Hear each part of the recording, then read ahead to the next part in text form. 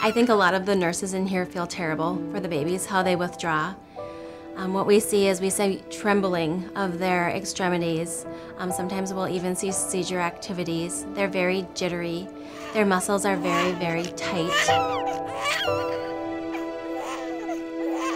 And these babies, they constantly have to have a pacifier in their mouth. They have to be swaddled.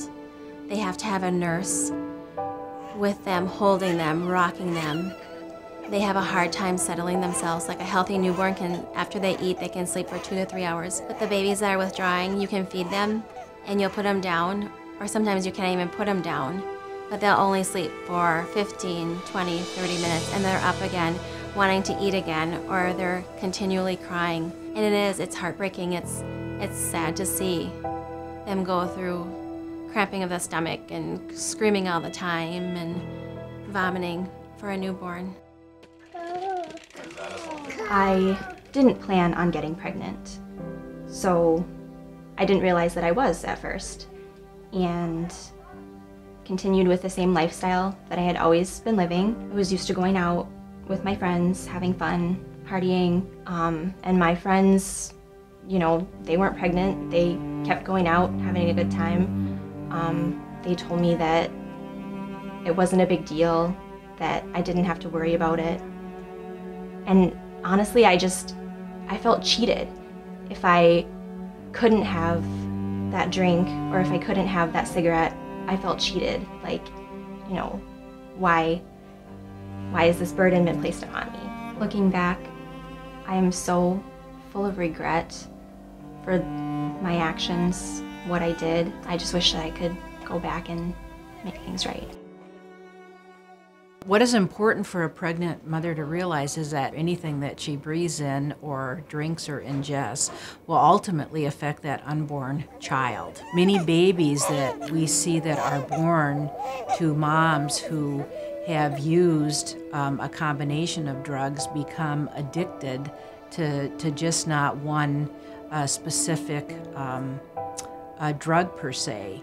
A lot of babies have been exposed during the length of the pregnancy to many substances such as alcohol, tobacco, caffeine, prescription pain medications that might be needed, and also a variety of illegal drugs such as marijuana and cocaine and heroin.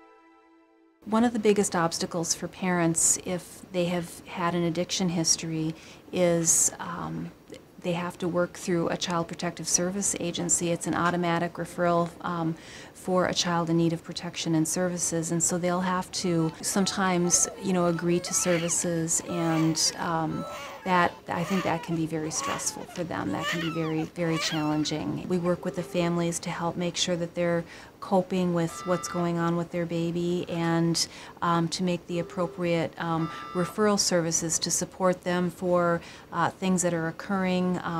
Some people have limited resources, so we try and link them to appropriate community resources that are going to help them meet the needs of their babies. In terms of the long-term developmental consequences, we're still in the infancy period, so to speak, in terms of quantifying and qualifying the problems that these infants will have. Some babies have effects to their eyes. Other babies continue to have, you know, increased muscle tone, and they require intensive and aggressive physical therapy. Many of these substances were used during that first critical trimester, so the effects on brain growth and development sometimes aren't known until, you know, the child is school age. But there is a high incidence of attention deficit and hyperactivity disorder and other behavior problems. Early On program is the only program in the area that is not based on income. We base it on a child.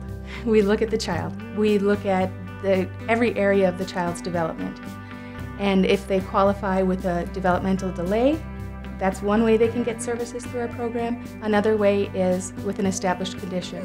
And one of the established conditions we have is toxic drug exposed. A lot of these little ones have issues with tone, which they tend to be kind of tight.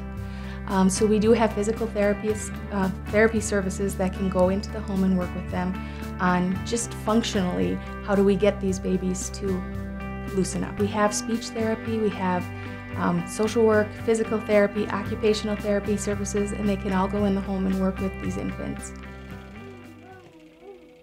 In addition to my own struggles, staying clean, kicking the habits, I have the added stress of a high needs child, and it's been really difficult, and it's a continuous struggle. I'm so thankful for my physician and all the help that he provided me, the education and the support, and I'm especially thankful for the programs that were available for my child that really helped him in his early development stages.